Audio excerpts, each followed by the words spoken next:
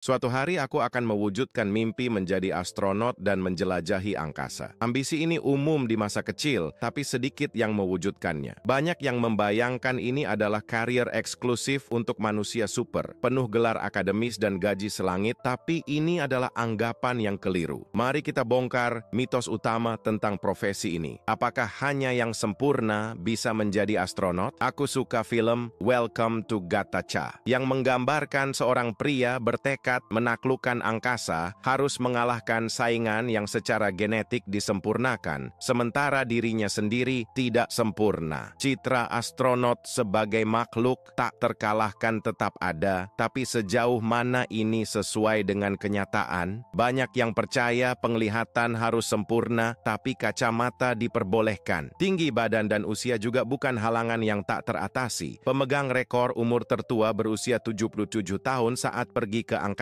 Anggapan tentang ketidakbersalahan ini berasal dari tahun 1950-an pada program Mercury. Kandidat saat itu menghadapi ujian yang ekstrim. Selama 6 hari 3 malam, mereka menjalani tes depresurisasi yang brutal, bertahan berjam-jam di ruangan bersuhu 54 digri, dan menahan percepatan di mana pingsan berarti gugur. Dari 508 calon, hanya 18 yang bertahan, dan merekalah yang terpilih. Selama bertahun-tahun, pelatihan mempertahankan intensitas yang tidak manusiawi ini. Mereka bahkan melakukan latihan di kawah gunung berapi yang meletus 3 tahun sebelumnya. Meninggalkan kandidat di gurun Sahara dan hutan Filipina tanpa sumber daya atau petunjuk, hanya dengan perintah untuk bertahan hidup. Saat ini, prosesnya menjadi lebih terjangkau. Seorang YouTuber berhasil mengikuti sebagian besar pelatihan modern. Ada latihan intensitas tinggi, angkat beban, simulasi realitas virtual, dan aktivitas air yang cukup seru. Yang benar-benar kami tuntut dari para astronot adalah kondisi kesehatan yang sempurna. Dan ini sangat krusial, karena di luar angkasa tidak ada rumah sakit atau dokter yang tersedia. Pada tahun 1998, terjadi insiden serius. Seorang astronot mengalami radang prostat dengan demam tinggi. Dibutuhkan lebih dari 6 jam untuk mengatur penyelamatannya dan membawanya kembali ke bumi. Di tahun yang sama, ada kejadian yang cukup aneh. Bayangkan, di tengah perjalanan ke bulan, potongan kecil kotoran dan muntahan melayang-layang di kabin. Sebenarnya, itu adalah komandanku yang mengalami diare parah. Dan di luar angkasa, sangat mustahil untuk menahannya. Salah dia tentu saja. Dia menyembunyikan gejalanya di awal, takut dikeluarkan dari misi. Pada akhirnya, kru harus membersihkan semuanya dengan kain kecil. Terkurung dalam bau yang tidak hilang-hilang, justru memperkuat ikatan persahabatan. Begitulah kira-kira. Memiliki gelar sarjana plus 15 adalah salah satu syarat untuk menjadi astronot. Tapi jujur saja, astronot bukanlah karier yang konvensional. Itu hanya seseorang yang bepergian dengan pesawat ruang angkasa. Tidak ada profil tunggal. Kamu bisa jadi dokter, ahli biologi, pilot, insinyur, bahkan gelar Plau 5 saja sudah cukup. Namun, secara historis, pengalaman militer di penerbangan adalah nilai plus. 7 astronot pertama semuanya adalah pilot tempur, termasuk Armstrong sendiri. 15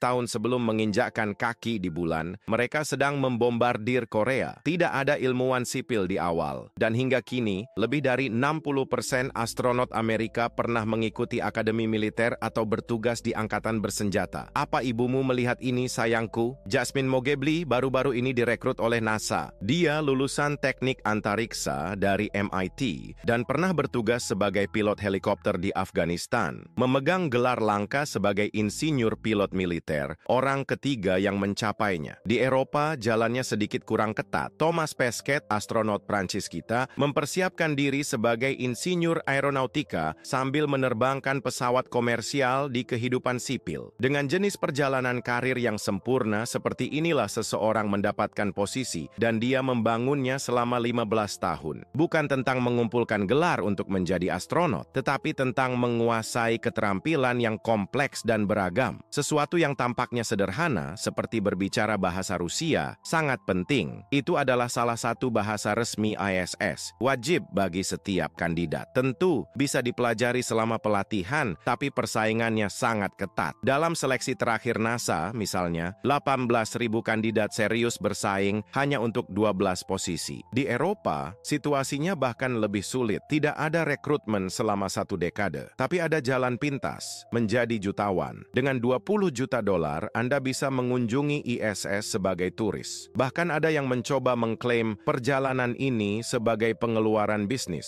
dan akhirnya menjadi sasaran fiskal. Apakah layak menjadi astronot? Ya, kenyataannya seperti itu. Apakah mereka lebih banyak dibayar daripada YouTuber? Hampir tidak. Thomas Pesquet misalnya menerima gaji bulanan sebesar 7,9 euro, tapi masih menerima manfaat tambahan saat bertugas di akhir pekan. Di sektor antariksa, kepatuhan terhadap hukum ketenaga kerjaan sangat ketat. Orang Amerika tidak lebih unik secara alami, dengan gaji berkisar antara 6 hingga 13 ribu dolar per bulan. Jika kita menghitungnya, 2 jam yang Armstrong habiskan untuk berjalan di permukaan bulan akan memiliki nilai sekitar 33 dolar. Detail yang sering diabaikan adalah bahwa seorang astronot tidak melakukan perjalanan berulang kali ke luar angkasa. Pada kenyataannya, kembali adalah pengecualian. Anda menghabiskan 1 dekade persiapan untuk beberapa hari di luar angkasa, diikuti oleh tugas-tugas birokratis. Dalam praktiknya, Anda memberikan pelatihan, melakukan penelitian, mendukung di pusat komando, menjadi insinyur biasa. Banyak yang tidak menghadapi transisi ini dengan baik. Seperti Buzz Aldrin, mereka mungkin mengalami depresi dan kecanduan, fenomena yang dikenal sebagai space blues. Meski begitu, mereka masih beruntung karena banyak astronot tidak pernah meninggalkan bumi. Beberapa bertahan lebih dari 21 tahun tanpa keberhasilan. Yang lain mengalami misi yang dibatalkan menjelang peluncuran. Ed White misalnya hampir membuat sejarah sebagai astronot Afrika Amerika pertama. Namun, perubahan kepresidenan merusak rencananya. Kekecewaannya begitu besar hingga ia meninggalkan NASA untuk beralih ke seni pahat. Luar angkasa terlihat mengagumkan. Apa yang akan Anda lakukan saat tiba di ISS? Anda mungkin bermimpi untuk melayang bebas dan melakukan eksperimen menarik, tetapi kenyataannya berbeda. Sebagai permulaan, seperti pemula manapun, Anda akan menderita mabuk perjalanan. Selain itu, hidup di ISS adalah pengalaman yang sangat menantang. Saya akan menjelaskan mengapa. Pertama-tama, makanan di luar angkasa jauh dari menyenangkan. Tidak ada yang berada di sana untuk menikmati hidangan. Makanan pertama seorang astronot hanyalah bubur daging dan sayuran yang dikemas dalam tabung logam. Bahkan camilan seperti biskuit dirusak, dilapisi gelatin, menjadi benar-benar tidak bisa dimakan. Dan ada alasan untuk keterbatasan ini. Biaya adalah faktor krusial. Setiap gram yang dikirim ke luar angkasa memiliki harga yang sangat mahal. Satu paket M&M's misalnya bisa menghabiskan biaya lebih dari 1.000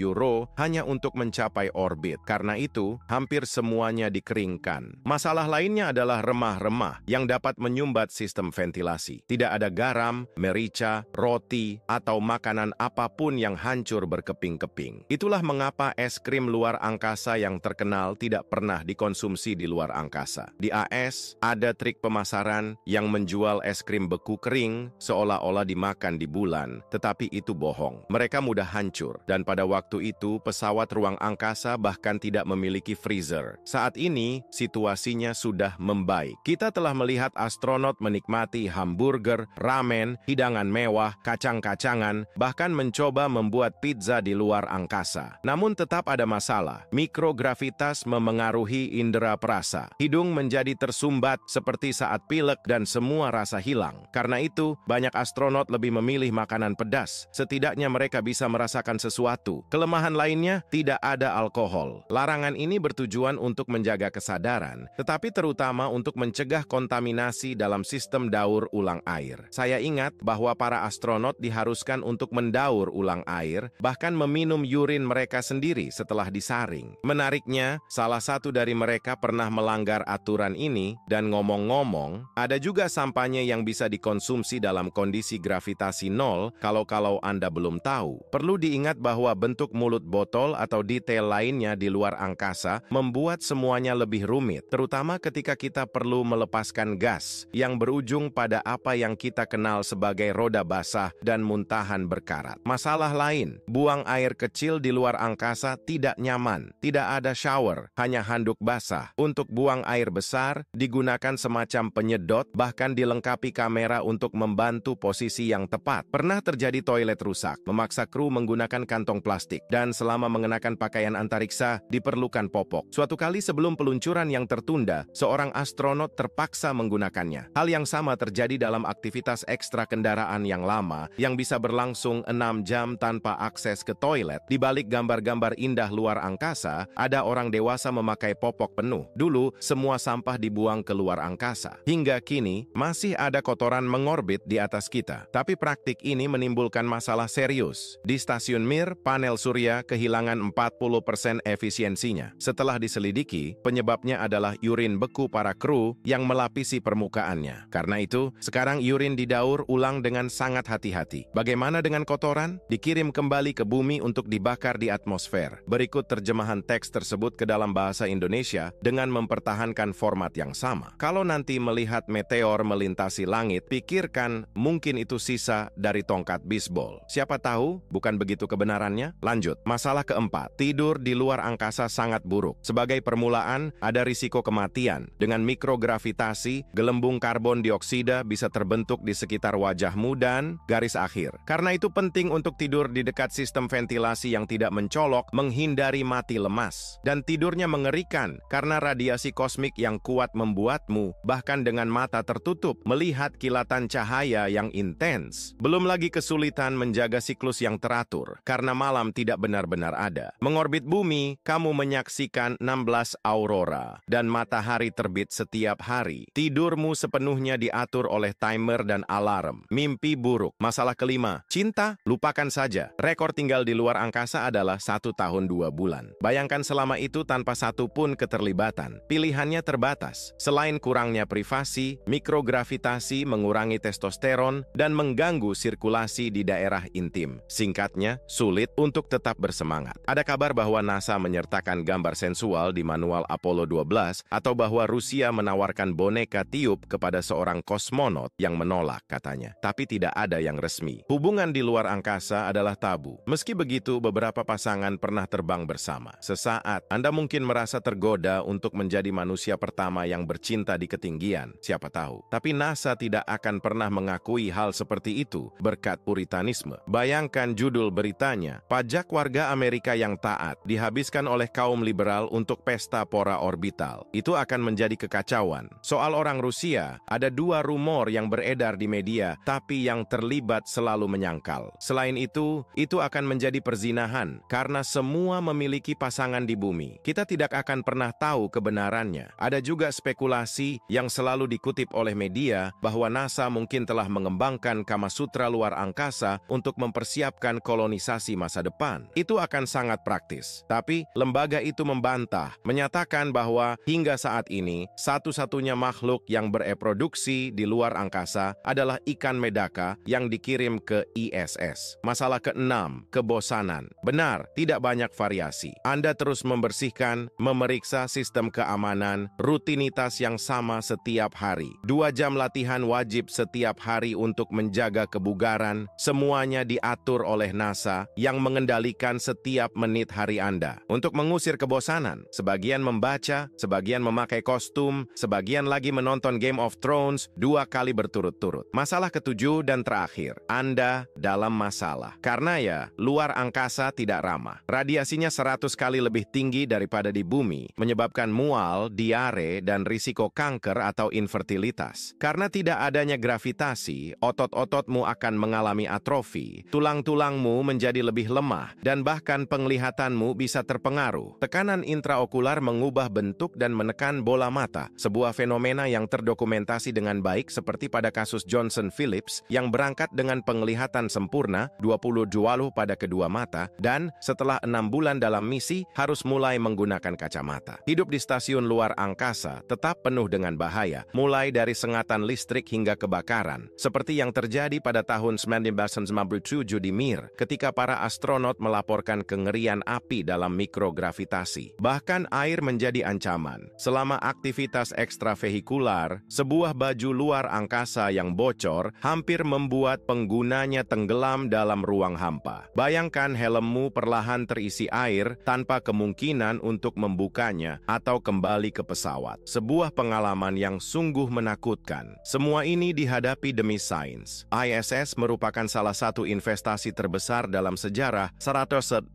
miliar untuk 22 tahun operasi terus-menerus, yang segera segera akan berakhir. Pada tahun 2024, stasiun ini akan dinonaktifkan. Meskipun ada proposal untuk privatisasi atau konversi menjadi museum orbital, nasib yang paling mungkin sama dengan pendahulunya. Turun terkendali ke kedalaman samudra. Lalu apa tujuan pembangunan kolosal ini? Penelitian ilmiah, tentu saja, telah menghasilkan beberapa temuan relevan, namun di bawah harapan. Nilai sejati proyek ini terletak pada ranah politik. ISS pada dasarnya adalah penyatuan dua modul berbeda, satu Rusia dan satu Amerika, keduanya otonom. Kehadiran ini melambangkan berakhirnya Perang Dingin, tidak diragukan lagi, tetapi juga mewakili mekanisme pengawasan timbal balik antar bangsa yang menghentikan perlombaan antariksa. Kepentingan politik di kosmos sangat jelas. Orang Cina, misalnya, dikucilkan dari ISS karena kecurigaan Amerika yang khawatir akan spionase. Mereka dengan cermat melindungi teknologi dan aktivitas astronot mereka selain tetap melakukan pengawasan. Ruang angkasa juga berfungsi sebagai platform komunikasi dan kendaraan untuk merek-merek duniawi. Para astronot telah menjadi bintang dalam banyak iklan untuk kita. Mulai dari produk susu hingga Pizza Hut, semua direkam dalam resolusi tinggi, termasuk minuman bersoda dan parfum. Kita berhasil mendapatkan sponsor sebisa mungkin. Namun, aspek yang paling menarik adalah komunikasi antar negara. Diasumsikan bahwa ISS ada untuk menginspirasi anak-anak, untuk membangkitkan keinginan mereka menjadi ilmuwan, dan dengan demikian memperkuat negara mereka. Ketika kita mengirim hal-hal sepele ke luar angkasa, meskipun tidak ada manfaat praktisnya, hal itu menghasilkan berita menarik yang memicu semangat kaum muda. Sama seperti konflik bersenjata, ISS juga berfungsi untuk melegitimasi dana inovasi seperti penciptaan lengan robot dengan presisi ekstrem. Tanpa stasiun luar angkasa, mungkin tidak ada motivasi untuk mengembangkannya. Namun, saat menggunakannya di luar angkasa, kita menemukan aplikasinya dalam prosedur bedah di bumi. Baru-baru ini, kosmos juga menjadi panggung representasi. Astronot berikutnya yang akan menginjakkan kaki di bulan pada 2024 akan menjadi salah satu wanita mereka, pelopor. Wajahnya akan menjadi ikon, mengukir namanya dalam sejarah umat manusia. Proses seleksi astronot NASA yang baru-baru ini mengikuti garis ini menunjukkan keragaman yang jauh lebih besar dibandingkan dengan dekade-dekade sebelumnya. Dan ini bukanlah kebetulan, karena badan antariksa tersebut menyatukan politik dan sains secara tak terpisahkan. Kejahatan bisa terjadi di luar angkasa. Pada tahun 2019,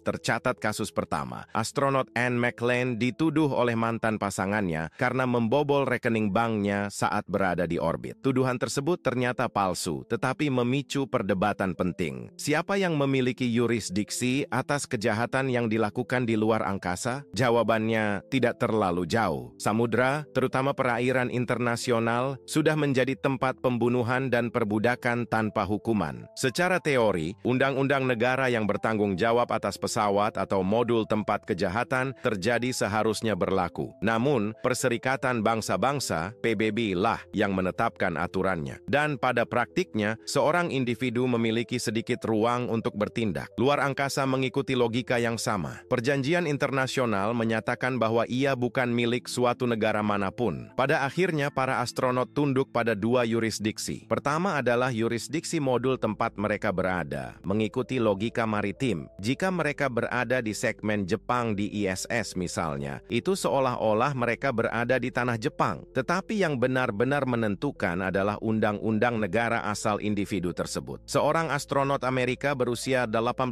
tahun tidak diizinkan mengonsumsi alkohol, sementara rekannya dari Prancis dapat melakukannya tanpa batasan. Jika orang Prancis tersebut melakukan pembunuhan terhadap orang Amerika di dalam modul Jepang, 3 negara akan menuntut keadilan. Situasi ini menjadi semakin mengkhawatirkan ketika mengetahui bahwa beberapa astronot membawa senjata. Tidak hanya tidak ada larangan di luar angkasa, dalam beberapa kasus, senjata dianggap diperlukan, terutama untuk pendaratan di wilayah yang bermusuhan. Pada tahun 2007, aturan yang mengizinkan para profesional ini untuk membawa senjata masih berlaku, baru direvisi pada tahun 2019.